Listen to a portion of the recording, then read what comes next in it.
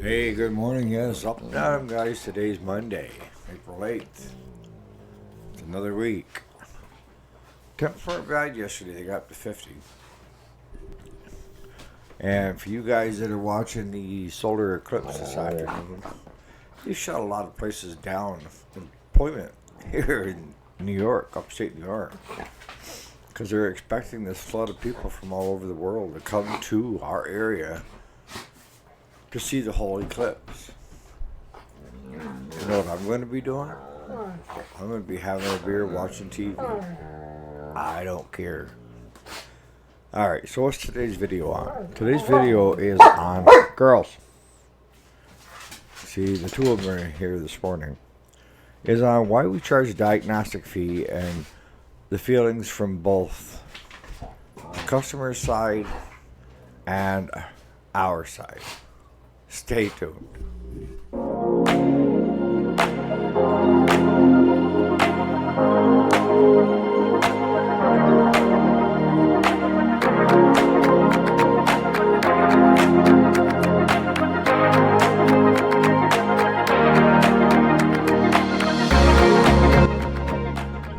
Alright, so let's start with the solar eclipse. It's supposed to be happening today in our area anyways at 3:30 this afternoon.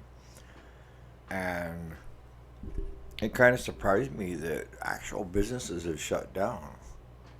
And my son works for a car dealership and they're shutting down early today.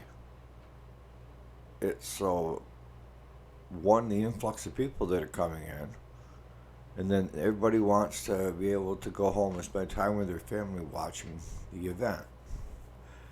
Alright, so here's the rules. You have to have special eyewear. You can damage your eyes if you're staring directly into it. We did this, I remember, years and years ago. It had the special glasses that you could order, and or you can get. They were like cutouts with filters on them, and you can also use a welding helmet, not with the auto darkening, because it'll hurt your eyes before it auto darkens. So if you can turn off the auto and just have it darken, you can use that as well to watch the event. But either way, don't use your bare eyes, because they say it can burn your retinas. Alright, so let's get into today's video. Yesterday I was kind of in a slump trying to figure out what to talk about, because I was still thinking about the two fellas from Friday. But yesterday, my son showed up around 7, and we had a Cub Cadet we had to pick up. I had to pick up.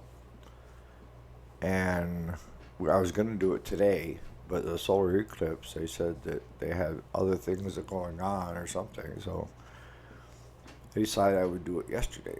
So my son got there. I said, hey, you mind helping me get the trailer on, and we'll run in and we'll grab that one and bring it back? So I said, no, not at all.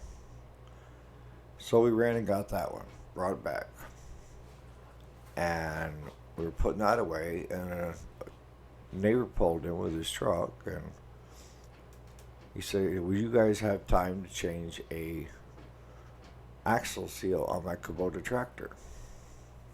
Sure, we'd love to.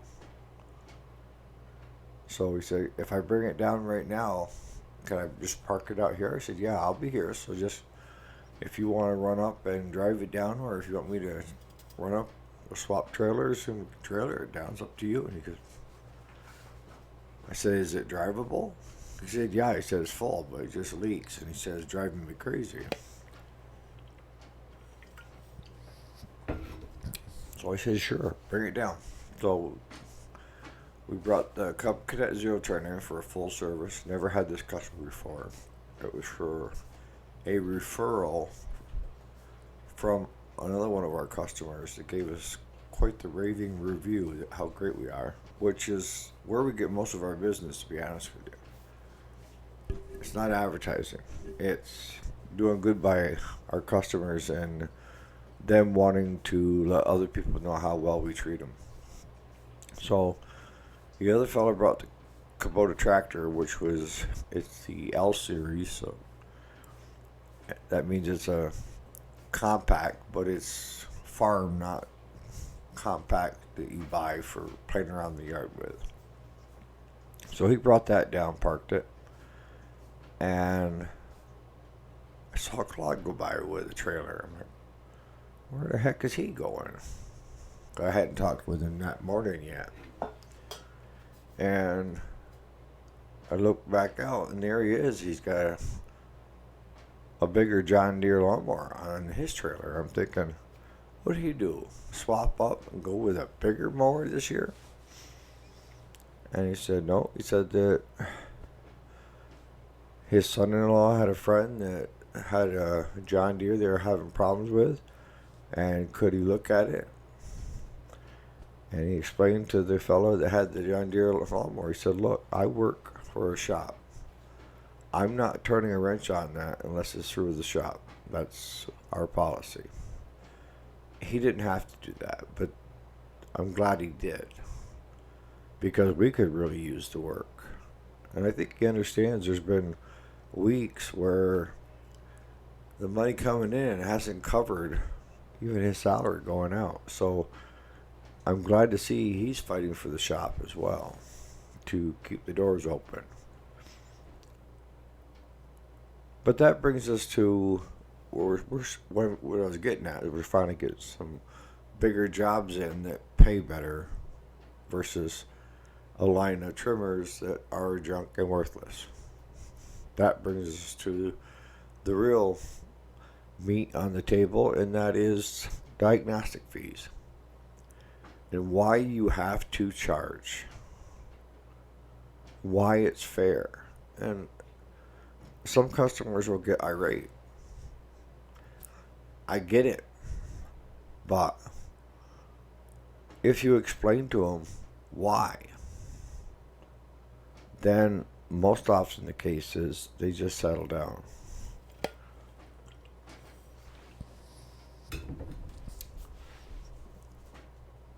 We've had people come in and want us to do a diagnostic on it, and Amos hit head on the nail, hit the head of the hammer on the nail. In that we do a quick diagnostic and we tell them what the problem is, and we've had them say, okay, well, I'm just going to pick it up, I'll pay you, or I'll just pick it up, and it's like, well, why don't they have us fix it? Well, we just told them what's wrong, and basically they're looking up how to fix it. And you're losing money as a shop if you're not charging to do that diagnostic. Especially if they're doing the repair after you show them what's the matter with it. But more often the case is, it's on the smaller handheld stuff that really can eat up a lot of your time. And you would think that, well, shoot, how can they eat up so much of your time? Well, it takes so much time. Pull the plug. Do a compression check on it.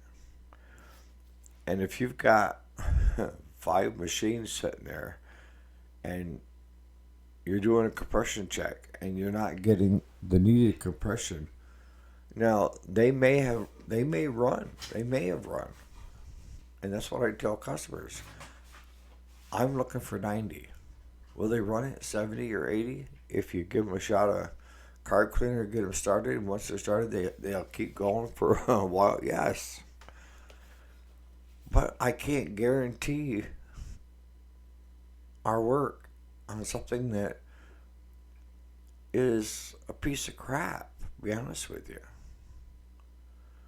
And I can't put the shop's reputation of being, one that doesn't fix people's stuff the right way. But I have to, as a shop owner, I have to charge a diagnostic fee. And I'm the one usually doing the diagnosis, okay?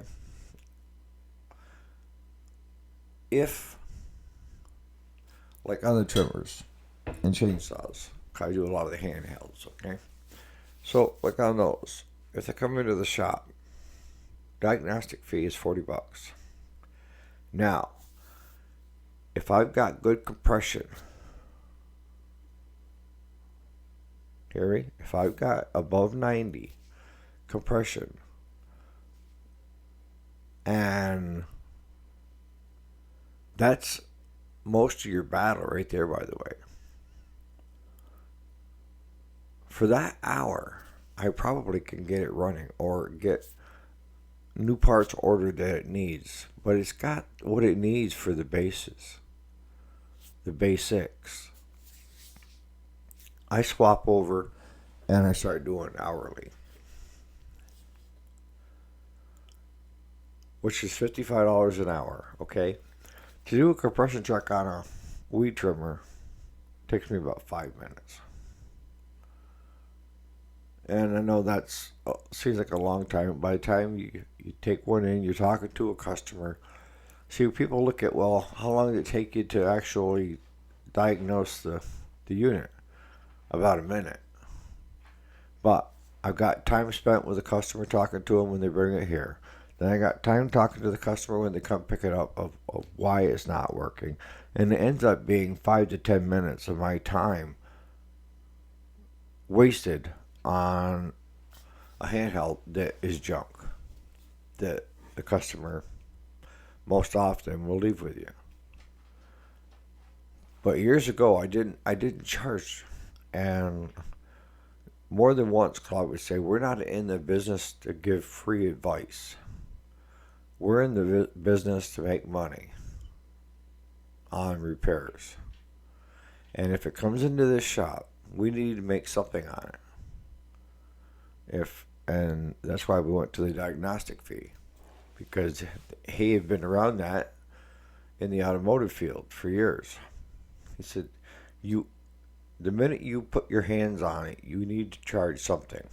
He says, I don't care what you're charging, but you got to charge customers something. Because we were getting a lot at that time.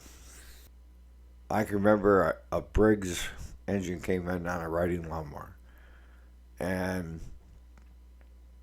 it ended up, it had no compression. And Claude tried adjusting the overhead valves. That didn't bring it up enough. But he spent about an hour out there. And he come in and he said, it's not worth fixing. We'd have to do a complete teardown. So I said, okay, set it outside. So I called the customer and told him, look, we cannot fix your unit.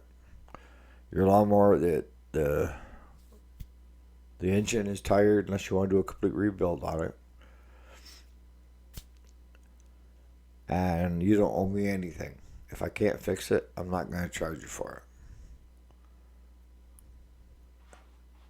it. And we were losing money, right and left, on those kind of repairs. Because it was tying up our time, tying up our shop, where we could have been working on the money-making machines. So you have to make a choice. You're going to concentrate on the money-making machines, or taking anything that walks through that door.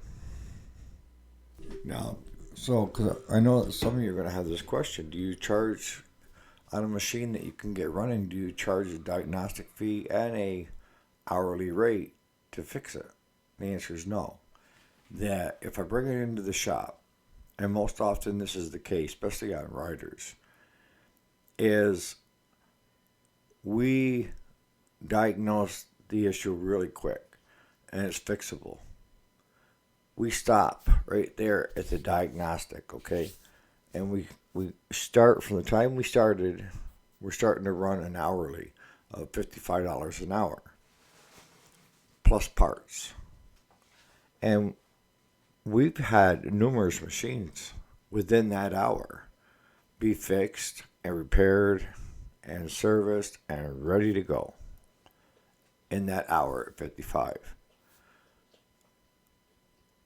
I don't think it's fair to charge a diagnostic fee on something that you fixed.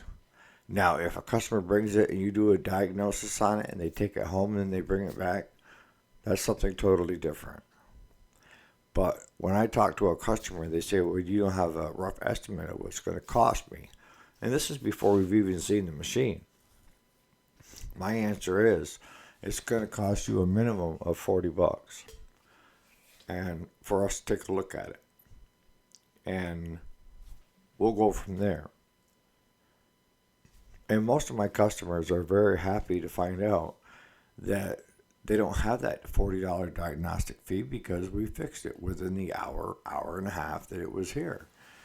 And they've got a running machine, most often the case with sharpened or new blades, all new filters on it, spark plugs, air filter if it needs it, tune up. She's ready to go for the summer. So no, you can't charge a diagnostic fee. I shouldn't say can't, but we don't. If you start the clock on an hourly. If you got the first hour for a diagnostic for $40, to me you're going backwards 15, unless you're going to do the diagnostic in that hour and charge $40, and then start your hourly at the same time, so you're really getting $95 an hour for that first hour. Is that fair? See, I try to do it so that it's fair for the shop and fair for the customer. And what you need to do as a shop is you need to be able to look at things on the fly. The more experience you have, the more time, more experience, the more wisdom you have of looking at a machine and saying, I don't think so. Because a lot of times you know it's going to cost X number of dollars to fix something that isn't worth that. Because you have to take that into consideration too. What is the unit worth after you put the time and parts into it? And yes, you do have to look at what does it cost to buy a brand new one. See, most customers don't realize that we shop owners are thinking about those things. And we're thinking about those things because we want to make sure that we treat our customers fairly. We want that customer to come back, and we want that customer to tell other people. And we want that customer to say the shop is totally honest up front with me.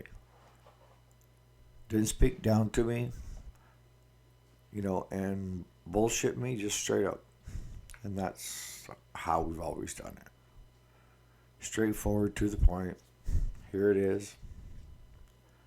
So no, we don't charge diagnostic if we're physically putting a wrench on it.